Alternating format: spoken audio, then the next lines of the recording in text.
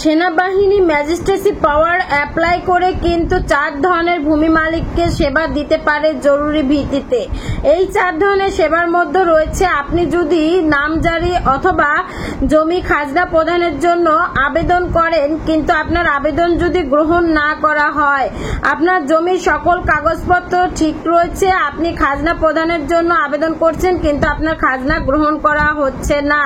কেন গ্রহণ করা হচ্ছে না? অতিরিক্ত ফি আপনার কাছ থেকে দাবি করা হচ্ছে অথবা কোনো অনৈতিক প্রস্তাব দেওয়া হচ্ছে। এক্ষেত্রে আপনি কিন্তু চাইলেই এই খাজনা প্রদান কেন করতে পারছেন না, আপনার সকল সঠিক কাগজপত্র থাকা সত্ত্বেও আপনি কিন্তু চাইলেই এই বিষয়টি সেনাবাহিনীর যে কর্মকর্তাদেরকে ম্যাজিস্ট্রেসি পাওয়ার দেওয়া হয়েছে তাদের নিকট এই বিষয়টা অবগত করতে পারেন, জানাতে পারেন।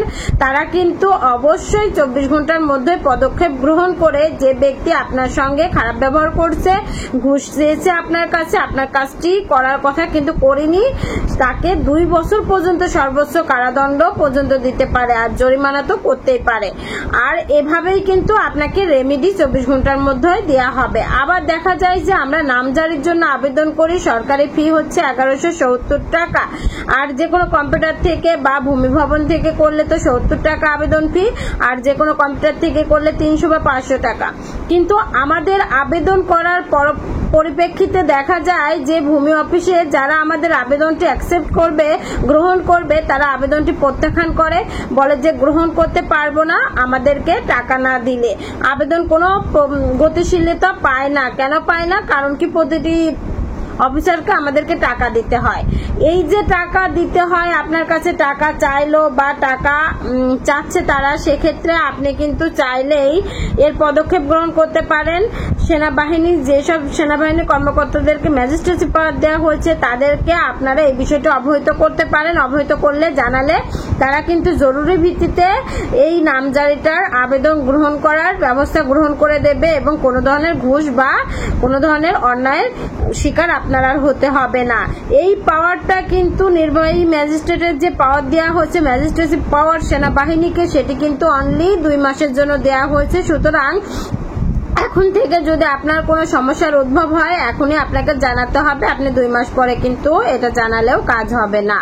আবার অনেক সময় দেখা যায় যে আমরা জমি দখলে রয়েছি, হঠাৎ করে কোনো ভূমিদস্যুরা এসে আমাদেরকে বেদখল করলো, তখন কিন্তু আমরা এই সেনাবাহিনীকে যদি জানাই বিষয়টি, সেনাবাহিনী কিন্তু 24 ঘন্টার মধ্যে এসে এই ম্যাজিস্ট্রেসি পাওয়ার অ্যাপ্লাই করে আমাদের দখলটি বুঝিয়ে দিতে পারবে।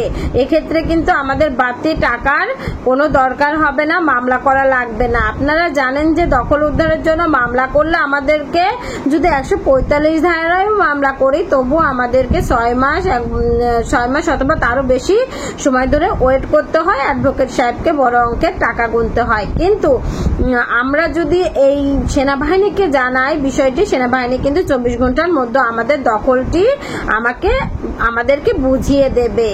আবার দেখা যায় যে আমরা অনেক সময় পৈতৃক সূত্রে পাওয়া সম্পত্তি কতটুকু রয়েছে, কতটুকু পাবো সেই বিষয়টা জানি না, কারণ আমাদের চাচারা ফুপুরা কিন্তু আমাদের কাগজ বুঝিয়ে দেয় না। আবার তারা বলে যে তাদের কাছে দলিল রয়েছে, দাদা দলিল করে দিয়েছে, কিন্তু দলিলটাও তারা দেখায় না। আবার আমাদের দখলও দেয় না, আমাদের কোনো জমিতে যাইতেই দেয় না। এই যে ওয়ারিশান সূত্রে পাওয়া সম্পত্তি আপনারা দখল বুঝে পাচ্ছেন না, তারা কিন্তু চাইলেই খুব সহজেই এই সেনাবাহিনী যেসব কর্মকর্তাদের ম্যাজিস্ট্রেসি পদ দেওয়া হয়েছে তাদেরকে বিষয়টি জানাতে পারেন, অভিযোগ করতে পারেন তাদের কাছে। তারা কিন্তু সরজমিনে যে এই বিষয়টি তদন্ত করে দেখবে যে তাদের কাছে দলিল আছে কিনা। যদি দলিল না থাকে তাহলে অবশ্যই আপনার অংশটুকু আপনাকে বুঝিয়ে দেবে।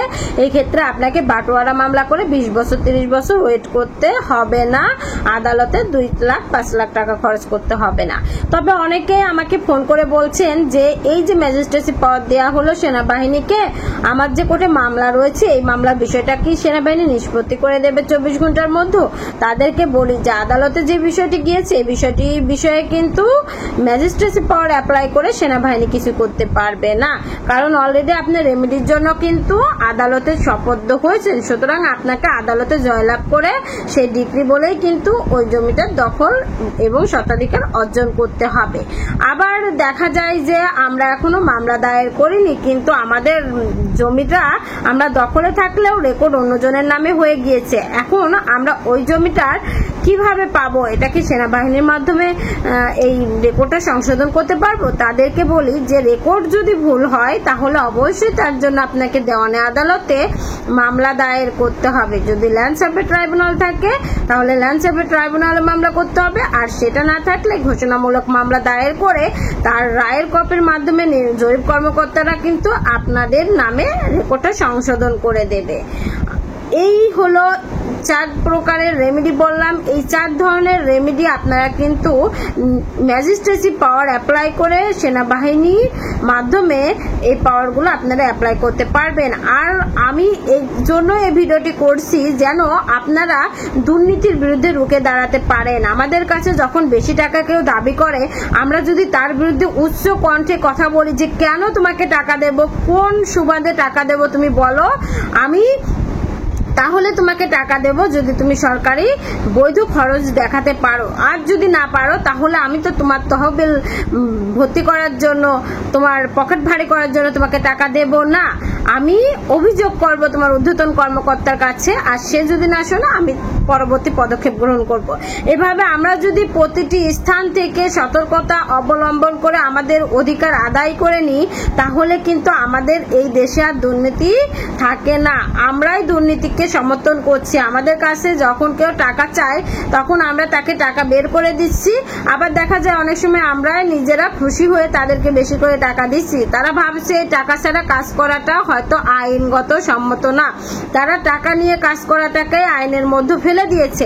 সুতরাং এই দুর্নীতিগুলোকে কিন্তু আমরাই প্রশ্রয় দিয়েছি। আমরা যদি এর বিরুদ্ধে রুখে দাঁড়াই তাহলে কিন্তু অবশ্যই বাংলাদেশের প্রত্যেকটি দরিদ্র মানুষ, প্রত্যেকটি পর্যায়ের মানুষরাই ভূমি সেবা থেকে কোনো ধরনের দুর্নীতি ব্যতীতই কাজকর্ম করতে পারবে। আবার কিন্তু আমাদের অনেকের কিন্তু দলিল তল্লাশি দেওয়ার প্রয়োজনীয়তা দেখা দেয়। জানেনই তো দলিল তল্লাশি দিতে যেখানে 20 টাকা লাগে বছরে, সেখানে ওরা আমাদেরকে কাছ থেকে 400-500 টাকাও নিয়ে থাকে। 20 টাকার স্থলে 400 টাকা, আপনি বোঝেন কত গুণ নিয়েছে। আবার দেখা যায় যে তারপরেও দলিল দেয় না, ঘোরায় আমাদের। আবার দেখা যায় যে আমরা খতিয়ান তুলবো, ওই যে খতিয়ান তুলতে লাগবে 100 টাকা 150 টাকা সেটা তুলতে নেয় 1000, 2000, 3000ও নিয়ে নেয়, 5000ও নিয়ে নেয়। এই জন্যই আমি আপনাদেরকে বলবো যে আমার এই ভিডিওটি বেশি বেশি করে শেয়ার করবেন যেন সকলে ভুক্তভোগী ব্যক্তিরাই এই ম্যাজিস্ট্রেসি পাওয়ার অ্যাপ্লাই করে সেনাবাহিনী আমাদের যে 24 ঘন্টার মধ্যে ভূমি সেবা দিচ্ছে সেই ভূমি সেবা আমরা যেন সবাই নিতে পারি, সবাই যেন ভিডিওটি জানতে পারে যে আমরা কি কি সেবা নিতে পারবো এবং সবাই যেন উপকৃত হতে পারি। এই জন্য ভিডিওটি বেশি বেশি শেয়ার করবেন যেন আমরা সবাই দুর্নীতির বিরুদ্ধে রুখে দাঁড়াতে পারি। আমি ঢাকা জজ কোর্টের একজন আইনজীবী, নিয়মিত প্র্যাকটিস করে থাকি। আপনারা যারা আমার সঙ্গে যোগাযোগ করতে চাচ্ছেন তারা আমার হোয়াটসঅ্যাপ নাম্বারে যোগাযোগ করতে পারবেন। ঢাকা জজ কোর্টের 32 রাজার দেউরিতে আমার চেম্বার রয়েছে। আসসালামু আলাইকুম।